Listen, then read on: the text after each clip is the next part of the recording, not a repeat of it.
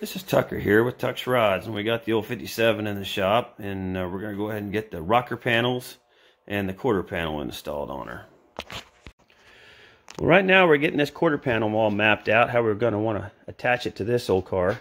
Had a 4-door one, so we're going to have most of it covered here. We're going to have to do another small piece up there in the front. But on this one, we're going to go ahead and attach it almost all the way up. And on this inside area here, it was... it looked like it had like a repair earlier on where they didn't quite get this pulled out good right in here, because it looked like the fin had been laid over. But was able to get in there since they'd had it all cut up anyways. We could get in there with a hammer dolly, and we got it pretty well back into shape. So I think we're just going to leave that alone and go ahead and get the rest of this all trimmed out and start getting the old quarter welded on. Well, we got the old quarter panel trimmed off of here, and it's pretty well squared up. Went ahead and undid it here at the spot welds, so that way we know we're going down square when we put the other half back on there. So we got it trimmed off, but when we got the quarter out of the way, I noticed that this inner wheel tub, it was pretty loose, about ready to fall off. She's got some rot in here. So I'm going to go ahead and cut that out and weld that up while we've got easy access to it here, and then we'll carry on with getting the old quarter panel welded on there. Alright, so we got the little patch put in right over in here. This is, we just used a piece out of the old quarter that we cut off of there. But this is the only, this little flap that we kind of repaired here is the only thing that keeps the lower part of the rear quarter attached on these. So we kind of wanted to get that solided up right there, because we don't want the quarter to be flopping in the wind after this all builds up with rubber from them fiery burnouts we're anticipating. And you know, breaks it loose. So we got that done, so we're ready to go ahead and start attaching the quarter panel. Alright, well I came down here to my parts car / future project facility here, and we're going to try to find us a door that we can get a piece off of to splice in on this quarter panel project. So we used a 4-door sedan quarter, so I was thinking if I had a 4-door hardtop door that it wasn't going to be used on a car that was kind of in tough shape in other areas besides where we need it, that would work out great. So because the 4-door hardtops have a little longer rear door, so that way all the holes for the trim, you know, will line up perfect. I won't have to fill or re-drill any holes. So this car I had in mind has been down here since I was in high school. I drug it in, and I think it might be exactly what we're looking for. We'll take a look here.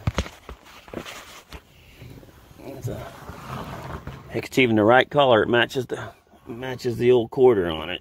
But like I said, all we really need is this area right in here.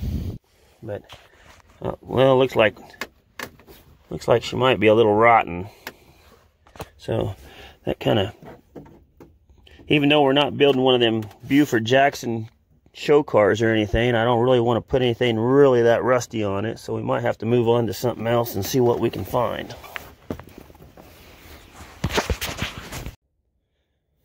Well, this one here ain't exactly what I was looking for. It's a 56 instead, so there's going to have to definitely be some filling holes and drilling if I use it. But I'll take a look at it and see if it's a candidate or not. I still hate to use it up if the door's in pretty good shape. So that's the right side. Let's see what we got here. Oh, shoot, yeah.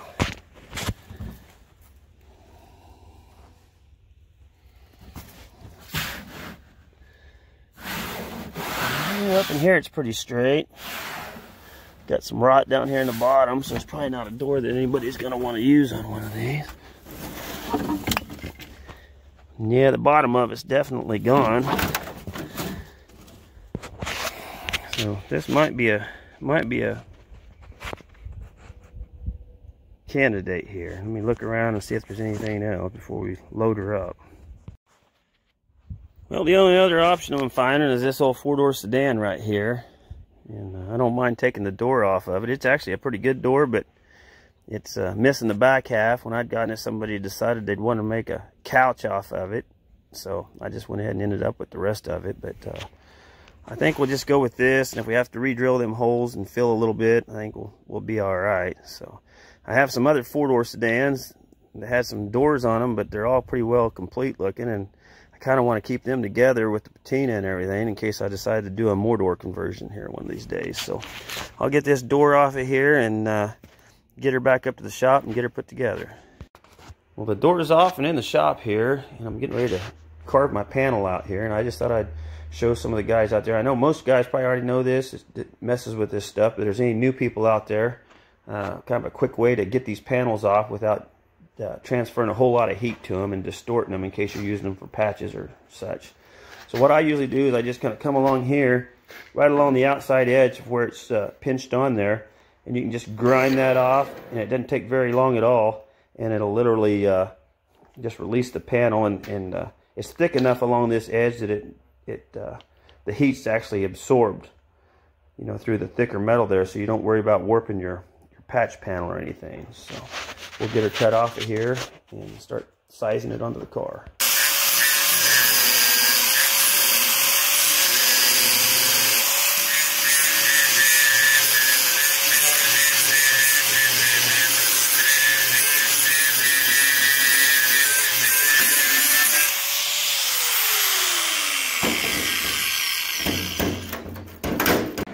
Well, the quarter's on here. We went ahead and spot welded it back along this pinch weld area and welded it along the top side here. Put in this other little patch in the front here.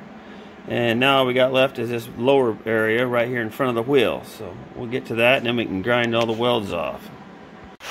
Well, on the old four-door sedan quarter panel here, we got this big hole that somebody put in the side of it here. And by looking at it, I'm not a big Mopar guy, but I have a few buddies that are, and it looks almost like it's a marker light, kind of like what I've seen on like a 68 Sports Satellite or a Roadrunner or something. So if I was to bet money on it, I'd almost say this old four-door sedan might have been somebody's sleeper back in the day, and it could have had a Hemi. A Hemi? Balls to the wall. Oh yeah. I just had to put that part in there. I love that movie. But anyway, so we got the old quarter panel. She's ground down. We've got that other little patch piece put in there.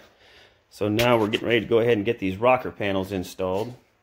And before we do that, I went ahead and added some bracing in here, because we're going to have quite a little bit, because there's not a lot holding this old car together, especially once we remove the floors. So we kind of put some cross bracing in there just to kind of tie it all together. And I went ahead and lined up the doors, made sure everything was fitting like I wanted it to before I did that. That way when we get it transferred over to the Roadmaster chassis, you know, everything should line up good, and if not, we know we've got a problem. We kind of went through and checked the door gaps, got them close enough for me anyways when you kind of sight down it. And I checked them on the front clip, made sure everything was good there too once we'd gotten along with it. So everything seems to be fitting nice. So we're going to go ahead and start welding this rocker panel on. I went ahead and bought these aftermarket stock style rockers. Because as you can see, there's just not a whole lot here. I think if a guy just stepped on them, they'd probably just fall off. You know, even the old toe boards are completely gone on this car.